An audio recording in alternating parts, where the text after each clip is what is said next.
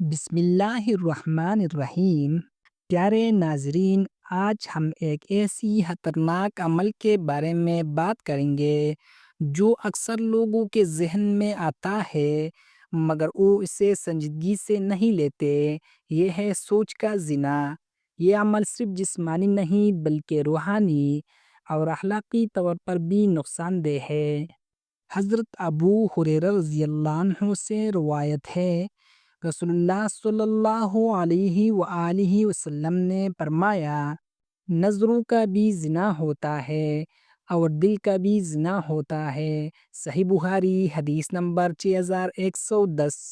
یہ حدیث واضح کرتی ہے کہ صرف جسمانی نہیں بلکہ آنکھوں اور دل کی خواہشات بھی گناہ کا باعث بن سکتی ہے۔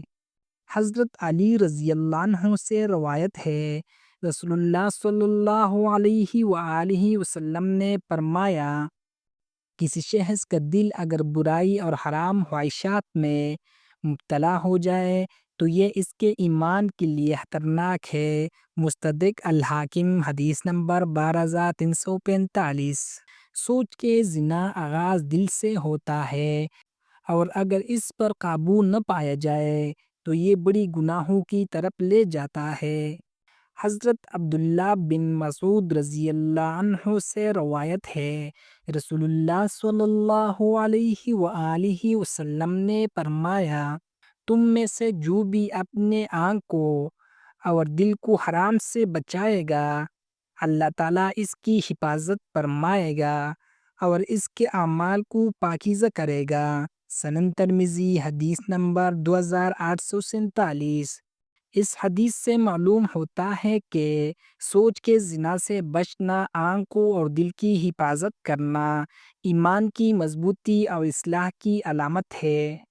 قرآن پاک میں ارشاد باری تعالیٰ ہے، اور جو لوگ اپنی نظر نیچے رکھتے ہیں اور اپنی شرمگاہوں کی حفاظت کرتے ہیں، بے شک اللہ انہیں معاف فرمائے گا۔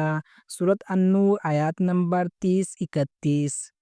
خلاصہ، اللہ تعالیٰ ہمیں حکم دیتے ہیں کہ اپنی نظریں نیچے رکھ کے اور دل کو حرام خواہشات سے بچائیے تاکہ ہم گناہوں سے محفوظ رہیں۔